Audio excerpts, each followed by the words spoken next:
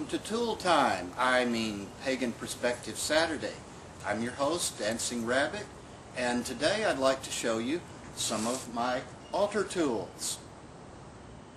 Let's begin in the east, which corresponds to the rising sun, dawn, and springtime, and the element of air. Since I began in the fairy tradition, which is related roughly to the Alexandrian tradition, I use the correspondence of the east and air to the athame. I realize that many of you who descend from Gerald Gardner's tradition use the wand in the east, and that's okay. That's what works for you. Do it. This is my athame.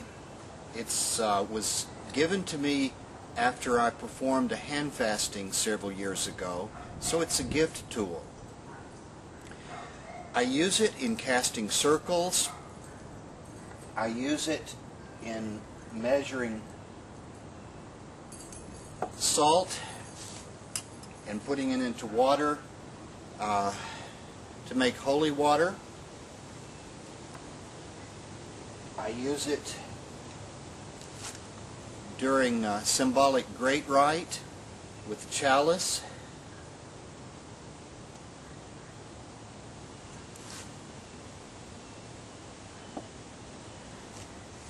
I've never really been a fan of the Gardnerian challenge, of putting a sharp knife to someone's throat and challenging them to give the password to enter the circle. So I don't use this pointing it toward a person, though I do often use this in directing energy toward an object, toward blessing something, or delineating the border between the world within the circle and the world without the circle, in cutting a doorway in case I need to leave circle for some reason before it's over. My first athame is buried on the banks of the Llano River with my dog Lassie when I had her requiem. So this is the one I use now. I also have a short sword that I use sometimes in casting circle. This was given to me by one of my close friends named Sharky. Following Starhawk's teaching, the athame, or the sword, symbolizes the sharp mind, cutting through the fog and clouds of doubt and confusion. Tools of the East. Moving around to the south. The south corresponds to noon, summertime, and the element of fire. The tool that I associate with the south is the wand.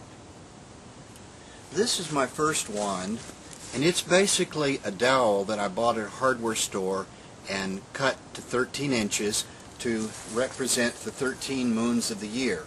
Now I realize that many Wiccans measure their wand to be the length of their forearm, but I felt that made it a little bit long to be conveniently carried and worked with. I use my wand in planting rituals to poke holes into Mother Earth, and I use it sometimes to cast circle, to bless people, and to bless objects. I feel that both the athame and the wand are projective tools, masculine if you will, and I use them for many of the same things. However, I feel that the wand is a little bit gentler. It's not a sharp-edged knife, and so I probably use it more often. This is my dress wand, and my wife bought it for me. In fact, bought a whole set of these. I don't know if you can see the vine and leaf carvings on it, but it's a really beautiful wand. It's very light, tapered, very strong, and I've begun using this more in group rituals. It's just nicer. It's prettier. I really don't care for wands that are made out of metal or that have wire wrappings or lots of crystals and stones glued to them. If you like them, fine, but I don't particularly care for them. This is my staff. It was given to me quite a few years ago by a friend that I've since lost touch with. It's cedar and the grip is wrapped in a rainbow pattern, which represents the chakras, the diversity within paganism, and basically the beauty of the earth. And I have used my staff several times in casting circle. Basically, it's just an extra large wand. The west corresponds to evening, autumn, and the element water. So it's appropriate for my tool for the west that I use a bowl. This is my libation bowl. I use it to hold libation offerings.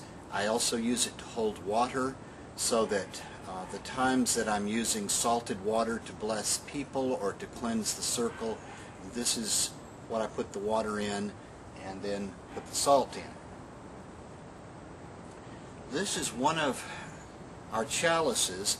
This is the one that we use mainly in group ritual. It's quite plain, and use this to hold the wine, which is part of cakes and ale, or some people call it the simple feast.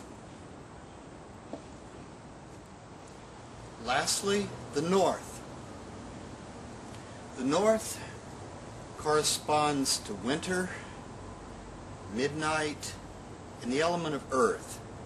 The tool for the north is the pentacle, which basically is a flat disc with a 5-point star and circle inscribed on it. This pentacle I bought at a pagan shop. I don't know if you can see the gold pentagram that's inscribed on it. It's kind of faded and rubbed off on one side.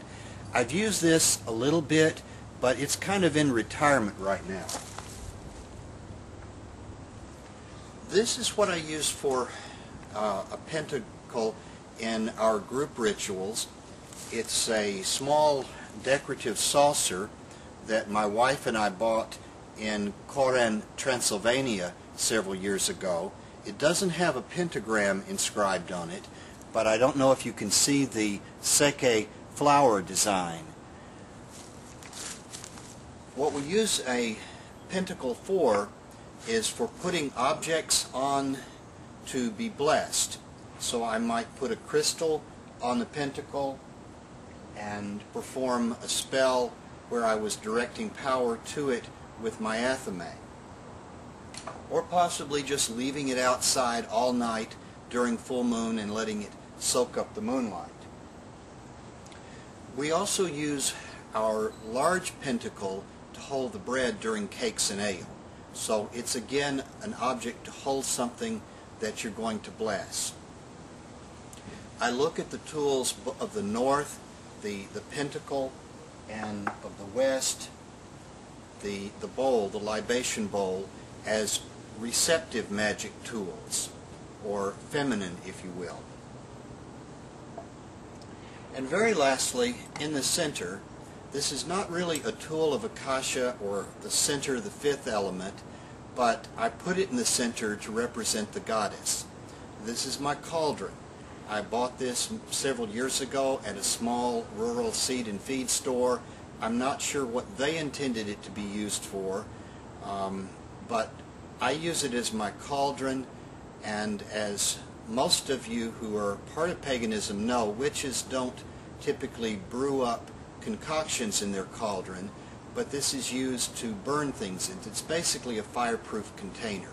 So on waning moons, when we're doing a banishing ritual that involves burning something, some people call this a banishing bowl. This is what I use. I've poured rubbing alcohol in it and lit it to make a sort of pot of flames. This is our cauldron. Are tools necessary at all? No. In my opinion, no. The most important tool you have is your mind. Tools are helpful, they're a lot of fun, they help you visualize what you're doing, but if you can't visualize it, a whole store full of altar tools and knickknacks are not going to help you cast a spell. So, till next time, this is Dancing Rabbit. Peace.